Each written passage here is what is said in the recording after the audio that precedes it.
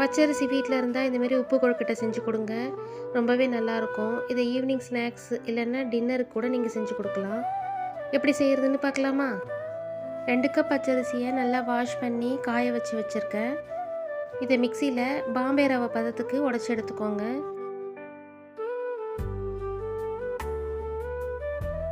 அந்த ரவையை 1 நிமிஷம் போல் வறுத்து எடுத்துக்கோங்க. ரொம்ப நேரம் வறுக்கணும்னு அவசியம் இல்லை. ஒரு கடாயில் கொஞ்சமாக எண்ணெய் ஊற்றி கடுகு, கடலைப்பருப்பு, பொடியாக நறுக்கின பச்சை மிளகாய், கருவேப்பிலை சேர்த்துக்கோங்க.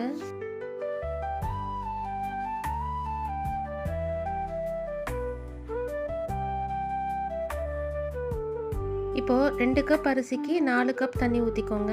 இதுக்கு தேவையான அளவு உப்பையும் ஆட் பண்ணிடலாம். கொஞ்சமாக பெருங்காயமும் சேர்த்து நல்லா கொதிக்க விடுங்க. தண்ணி நல்லா கொதிச்சிருச்சு. இப்போ நம்ம ரவையை ஆட் பண்ணிக்கலாம். இதுமாரி கொஞ்சம் கொஞ்சமாக போட்டு கிளறுங்க, இல்லைன்னா கட்டி பட்டுரும்.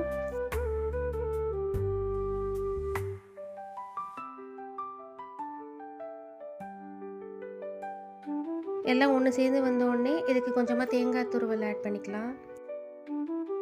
இதை நல்லா மிக்ஸ் பண்ணி இப்போ ஆற வச்சிடலாம்.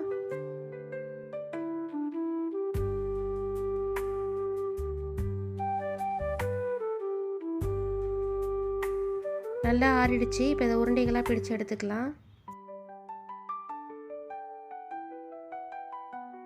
நான் எல்லா உருண்டையும் பிடிச்சிட்டு காட்டுறேன். இப்போ இதை இட்லி பாத்திரத்தில் வச்சு வேக வச்சு எடுத்துப்போம். ஒரு 10 நிமிஷம் வேக வச்சு எடுத்திங்கன்னா போதும், உப்பு கொழுக்கட்டை ரெடி ஆகிடும். அரிசியை ரவை மாதிரி உடச்சி வறுத்து ஸ்டோர் பண்ணி வச்சுக்கிட்டிங்கன்னா உங்களுக்கு எப்போ வேணுமோ அப்போ டக்குன்னு செஞ்சிடலாம். கண்டிப்பாக ட்ரை பண்ணி பாருங்கள். இந்தமாரி குக்கிங் வீடியோஸ்க்கு என்னோடய சேனலை சப்ஸ்கிரைப் பண்ணிக்கோங்க.